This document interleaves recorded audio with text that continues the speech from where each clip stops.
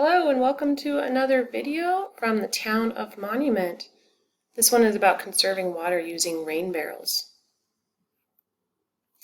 So a few years back, our state legislators passed a bill that allowed residents of Colorado to collect some rainwater off of their roofs. Not all, because we still have to be able to recharge our creeks and our lakes and our aquifers. So the rules around this bill was that it is for single-family residences. Each residence can have a maximum of 2 barrels with a max capacity of 110 gallons. This is for outdoor use only. That means you can't really carry it inside, use it for drinking water. That's not really advisable anyways. But other indoor uses, such as flushing your toilet, things like that, is not allowed. This is basically meant to help offset the use of water on landscaping. And so it's mostly geared towards irrigation of your landscaping in the summer months.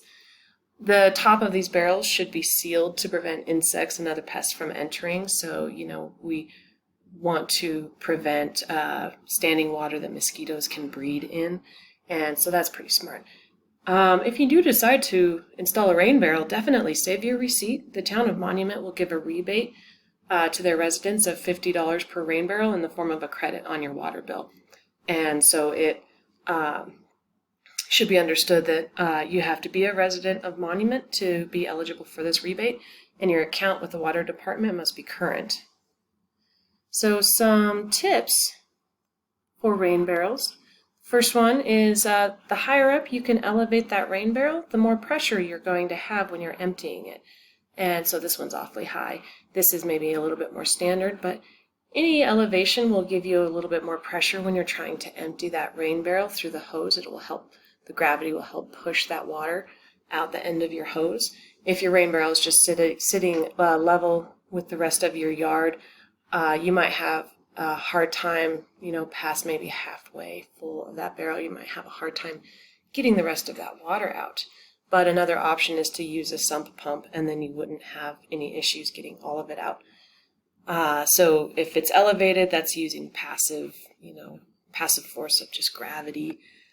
Another tip is to maybe install these in a shady place outside of your home. So both of these pictures show it in a shady place. They're both probably on the north side, or in this case, in the case of this rain barrel, there might be a large tree that is shading it for most of the day, and then there's a bit of an overhang on the house that shades it for the rest of the time. The east-facing side of your home would probably be acceptable as long as the barrel was in the shade for the second half of the day. And that's just to keep the water cool. And along those same lines, you must beware of hot hoses.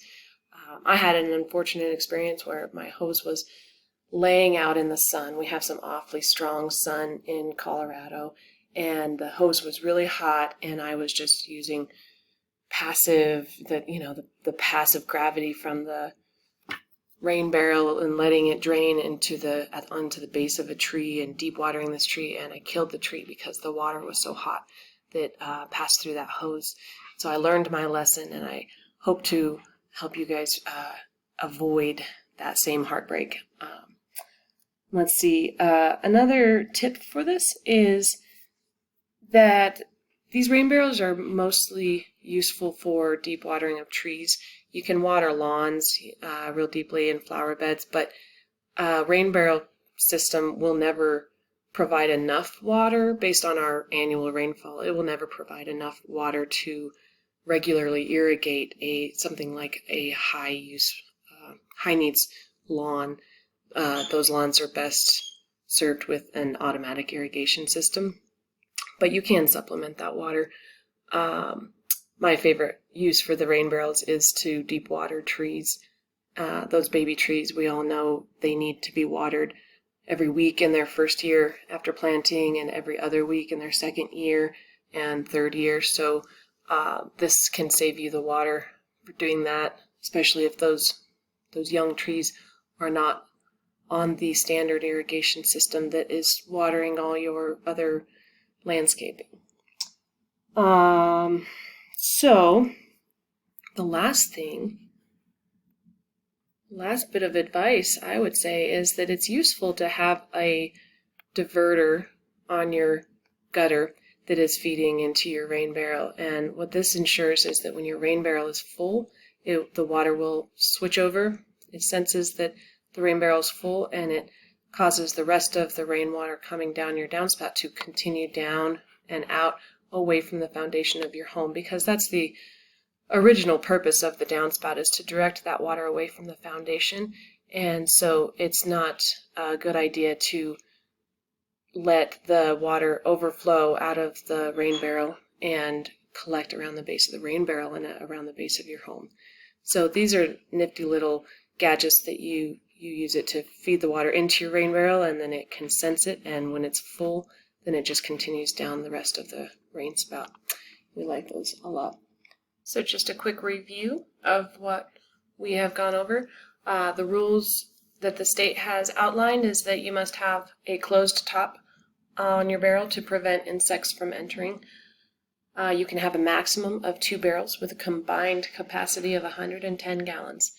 And it is useful to have a diverter on your rain spout for when the tank is full. You can either use a sump pump to get the water out of the barrel, or have your barrel in an elevated location with a connection point for your hose. And a shady location is best. Beware of those hot hoses laying out in the sun. Let them cool off before you try to use them, because you can damage the roots of your plants by watering your plants with hot water. And the rain barrel system is most appropriate for deep watering of trees. That's a very easy way to water trees deeply, just to put it at the base and walk away, and maybe set yourself a timer so you don't forget and empty 50 gallons onto one tree. Lawns and flower beds will benefit from it too, but the irrigation from a rain barrel isn't likely to be enough to consistently water these high water need zones several times a week, which is what they usually need. Something like a lawn or an annual flower bed needs water several times a week. Before we go, I thought I would show you where to find some useful resources, not just for rain barrels, but for other things too. If you go to townofmonument.org, let this government tab drop down, go to water. Here on the left you'll see water conservation and rebates.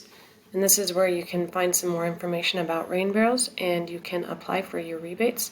There are not just rain barrel rebates, there's also some other ones for efficient toilets and things like that, and irrigation controllers. Another place you can find some fun things is under the community tab and the garden and landscaping. This is where this video will be posted, as well as other videos such as the best plants for landscaping here at 7,000 feet. And there will be more as we add more videos and classes. Another really great resource that we love is the Colorado State University Extension Office. That address is extension.colostate.edu. And what's great about this is they have a huge number of fact sheets. In this case, I'm going to just put in rain barrels. But the sky's the limit on what you can find if you put it into this search bar. I would just use your imagination. Try native plants or roses, or in this case, see, there's our fact sheet. Rainwater collection in Colorado.